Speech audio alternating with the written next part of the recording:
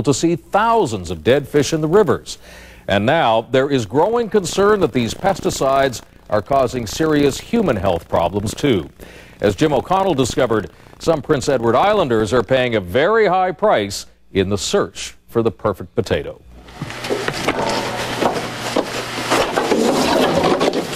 The first thing I was aware of was a swelling in my lips, then a stinging in my eyes. And sure enough, there was a guy spraying in a 30 or 40 mile an hour east wind blowing directly at the house.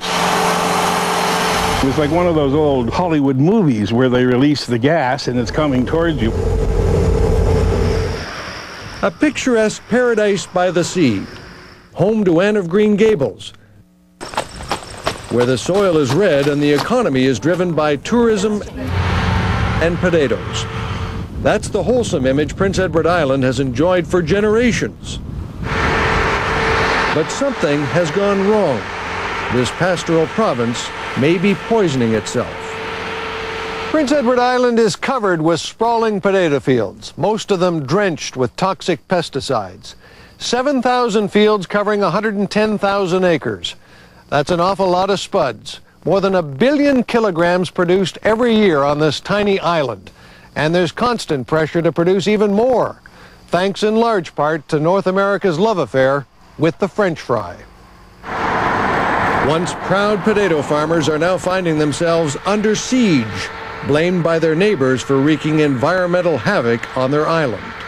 If I'm going down the road with a sprayer and people that don't know the difference are looking and saying, oh, look at the mean old bad potato farmer going, like, where one time I think we were respected people of the community.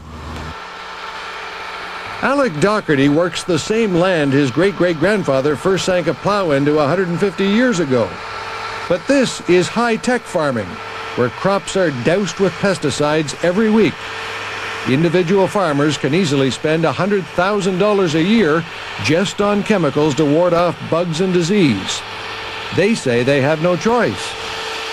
Nobody's going to put in more spray than they should because of the cost of it. I value my groundwater here and my land more than anybody. The problem is pesticides don't always stay where they're supposed to, on the crops. When it rains hard, the chemicals can run off into nearby streams and rivers, destroying fish and other aquatic life. There have been at least 26 so-called fish kills in recent years, and 17 rivers have been declared dead throughout the province, meaning virtually all forms of aquatic life wiped out. One fish kill was traced back to chemicals from Alec's farm. It was a beautiful day when I sprayed. I was hardly out of the field and a big black cloud come in and boom, dropped an inch of rain on us in 15 minutes. Then that just washes the chemicals into the streams and the brooks? Right. How's that make you feel? Terrible. Like, I didn't want to see fish die.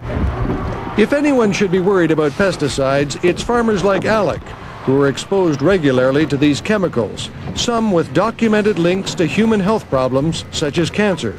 A few years back, when Alec's wife was diagnosed with non-Hodgkin's lymphoma, he immediately wondered whether pesticides might have played a role. I asked a doctor one time, was it connected? And he told me flatly no, that there was no possible connection that he could make. And that's what I want to know, and that was 5 years ago. So if I had even an inkling that I was doing something that caused my wife to be sick or somebody else's wife to be sick, I wouldn't do what I do. Robin Painter is an avid fly fisher and conservationist who runs an organization to restore waterways that have been poisoned. This is the Wilmot River that was killed back in mid-July. He took us to see the Wilmot, a once vibrant river which has been officially declared dead. We gathered up 7,000 trout. 7,000 dead trout? From this bridge downstream a kilometer. Trout prefer to lay their eggs over spring if they can, so they get the constant water temperature and water flow. And they're finding that these fish are showing up with male and female sex organs, missing their spleen and missing other different things. The little fish are coming and they're all twisted and distorted. Robin and his troop of young volunteers are doing everything they can to save PEI's rivers and streams. Hey Everything a trout needs is here if they could just survive the pesticides. Still, Robin feels he's fighting a losing battle. We finally got it working in a real pretty, you know, a pretty nice working stream, and to have it snuffed out in 20 minutes of rain. It's like banging a head on a rock. How would you describe how the province is acting here? Are they acting in a responsible fashion or a cowardly fashion? Cowardly, I would say. You know, really.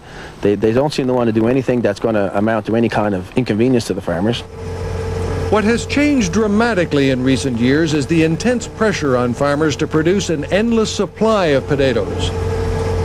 These massive processing plants built in the late 80s fueled an insatiable worldwide demand for the perfect unblemished potato to make the perfect French fry. As a result, potato acreage on the island nearly doubled, and pesticide sales increased by more than 600% from 1982 to 2000. In fact, farmers say they have to spray pesticides just to qualify for crop insurance. You smell it every day. There's not a day goes by you can't get a whiff of pesticides blowing through your windows of your truck or across your front yard. The Dunk River, the mighty Dunk as Robin refers to it, is threatened as well. Here the Prince County fly fishers build safe spawning grounds for brook trout. Robin says if this river dies, his river, he'll have had enough and will leave the province.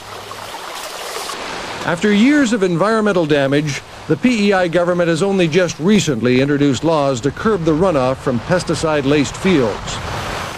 They include buffer zones to keep the chemicals away from waterways, restrictions on planting along steep slopes, and crop rotations.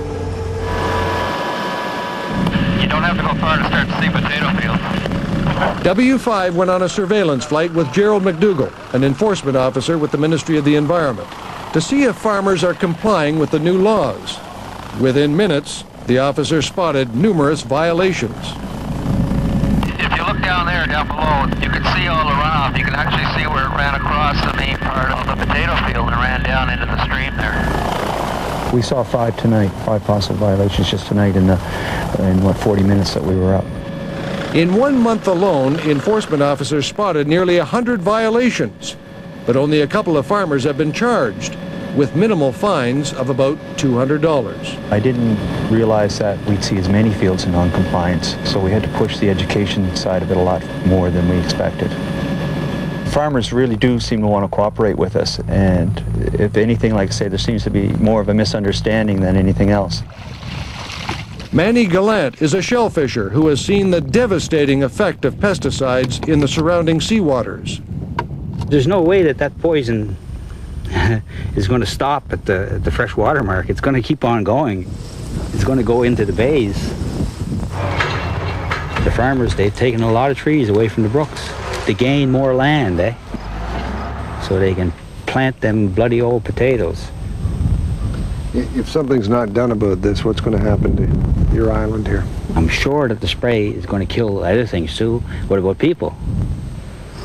You can go for a drive in the country and you can pick out a country house there, and there's potato fields all the way around it.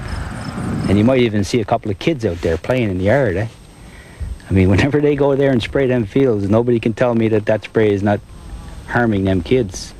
We're trying to get pesticides banned on the island. It's a big... Environmentalist Sharon Labchuk has spent 15 years lobbying for a ban on pesticides. She gained notoriety by posing naked in a potato field, wearing only a gas mask. So you're saying the image of Prince Edward Island as a lovely rolling hills, picturesque place is really a sham? It is a sham. Of course it's a sham. Beautiful to look at, but the air is poison, the water in the streams is poison, and people on Prince Edward Island are getting very sick from these chemicals. During spray season, I get a lot of calls from people who tell me that when the sprayer goes by their home, their kids are sick, they're throwing up, they've got nosebleeds, they've got headaches, they can't breathe, their lips and their tongues are swollen, that kind of thing. And we also know that many of these chemicals are cancer-causing, they're neurotoxic, they're hormone disruptors. Sharon blames pesticides for an abnormally high rate of asthma and other health problems on the island. Medical studies have found that asthma reactions can be triggered by pesticide exposures. In fact, according to the latest study, PEI has the highest asthma death rate in all of Canada. And I've visited every single school on the island, 60-some schools. Approximately 80% of rural Prince Edward Island children are going to school within a half a kilometer of a sprayed field. When we return, are poisoned fish only the beginning? What'll it take to get rid of these harmful toxins? They have to go through your kidneys, your liver. Can we trust the government that these chemicals are safe? If you see something that's dangerous, that's hurting something, the environment, why not ban it? When CTV's W5 continues. How long will pesticides continue to be used on Prince Edward Island farms? We'll be right back. Aloe Ainbird.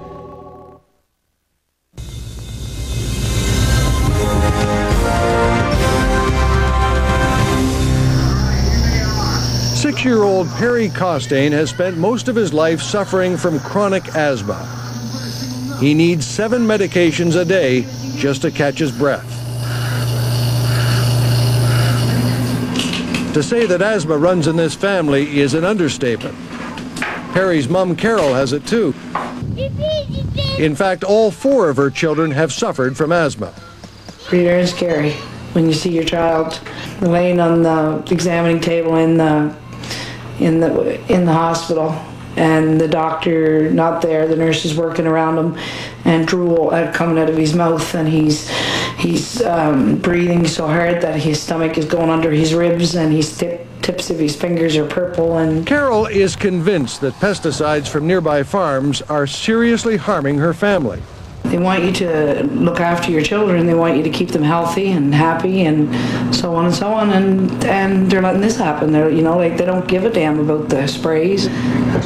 The Costain family lives in the town of Alberton, tucked away in the quiet countryside of Prince Edward Island, a province where hospitalization and death rates from asthma are the highest in the country.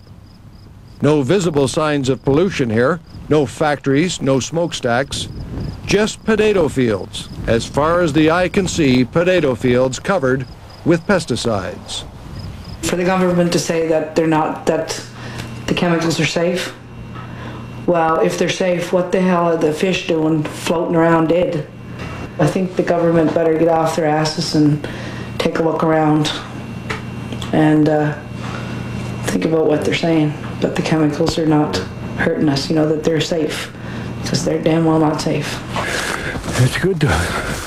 Jack McAndrew is an outspoken newspaper columnist who lives in a country house that's surrounded by potato fields. Here now. And he's had a snoutful of pesticides more often than he cares to remember. The public perception here most certainly is that what's going on the land to raise potatoes is putting people into hospital and causing deaths that need not be caused. Do you get the sense that many farmers are saying, listen, it's my land, I'll do with it what I want, don't tell me what to do? This has been the traditional approach, but that's not what we're arguing about. The moment that silt escapes your land and goes into a brook, then it's a public matter. It's a matter of public health. Now, you've had first-hand experience right here at your home. Tell us about what happened. There was a very, very strong wind blowing directly out of the east, so it was blowing directly at the farmhouse. And I began to feel a stinging in my lower lip, and then in my eyes. And sure enough, there was a guy spraying in a 30 or 40 mile an hour east wind blowing directly at the house.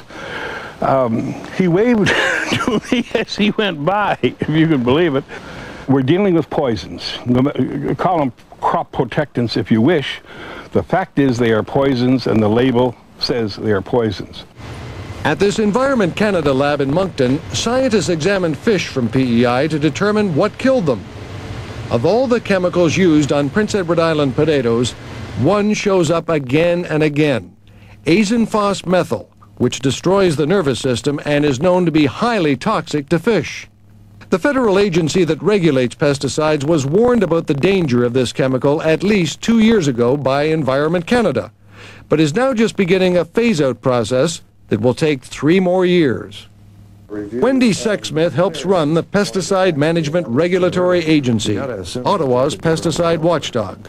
If you see something that's dangerous, that's hurting something, the environment, why not ban it? Ban it in 3 months, not 3 years.